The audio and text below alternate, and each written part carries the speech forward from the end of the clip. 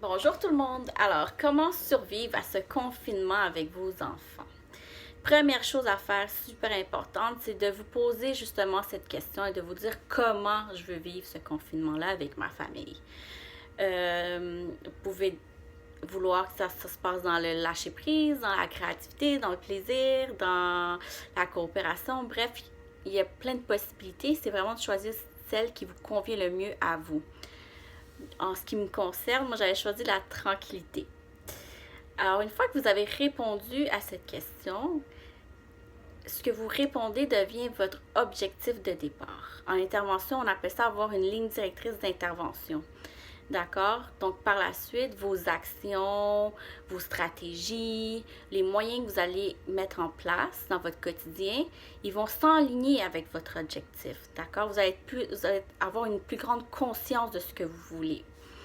Et pour vous démontrer cela, je vais vous raconter une petite anecdote personnelle de comment je vis mon confinement au quotidien avec mes enfants.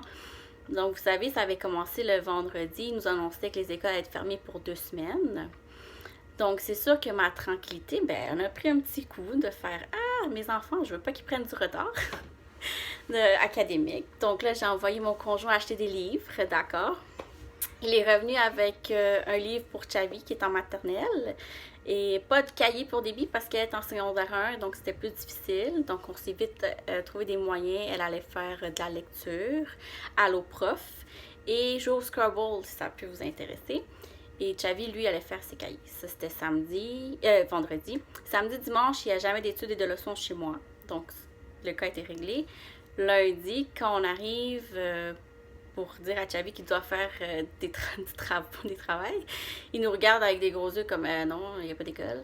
Donc là, on lui a tout pris le temps. OK? Il faut prendre le temps de dire les choses aux enfants. Donc, on a pris le temps de lui expliquer la situation et que oui, il devait se mettre à la tâche. D'accord?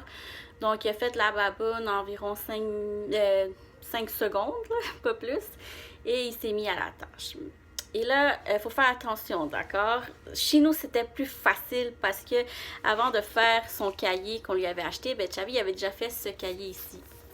D'accord? Prêt pour la maternelle. Donc, il avait déjà été habitué à ce qu'on lui demande de faire des tâches scolaires comme ça à la maison.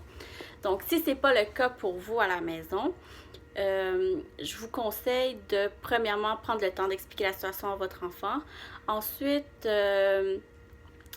moi, j'appelle ça leur donner un petit peu de pouvoir, de contrôle. Donc, c'est de leur proposer à eux par quoi ils veulent commencer.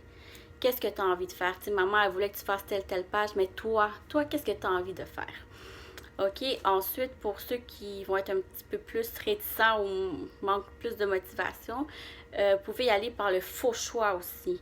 Donc, si votre enfant n'aime pas ça prendre son bain, à ce moment-là, utilisez-le. Bobby, ça, tu vas prendre ton bain maintenant ou je te donne le choix de faire tous tes exercices. Donc là, Bobby, s'il aime vraiment pas prendre son bain, il va faire les exercices. Puis s'il choisit de prendre son bain, tant mieux, il aura pris son bain, d'accord? Et pour les autres, c'est vraiment, on passe pas à d'autres choses. Donc, ce que maman, elle demande, c'est ce donc, allez-y vraiment avec la fermeté aussi, d'accord? Mais ayez pas peur si vous avez posé votre cadre au départ, de tout lui expliquer le pourquoi. Généralement, les enfants, ils comprennent et ils acceptent, d'accord? Ces moments-là d'études chez moi, c'est vraiment un moment de tranquillité. Donc, je reviens un peu à mon objectif que je vous parlais.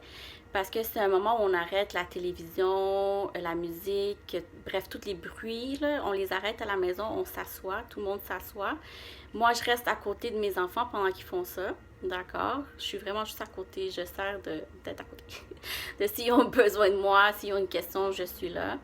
Les journées où ils sont moins motivés, je sors mes collants, des trucs plus cute, si vous voulez. Chavi fait des lettres. La lettre, il a mieux le tracé, je fais un petit cœur en haut, c'est ma préférée. Donc, beaucoup de renforcement positif.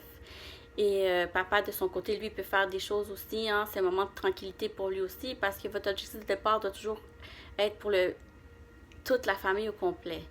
Donc, ça, c'était mon premier conseil aujourd'hui. J'en ai 2 autres, mais je vais faire d'autres vidéos pour vous en parler. Donc voilà, j'espère que vous avez aimé. Laissez-moi vos commentaires. À la prochaine!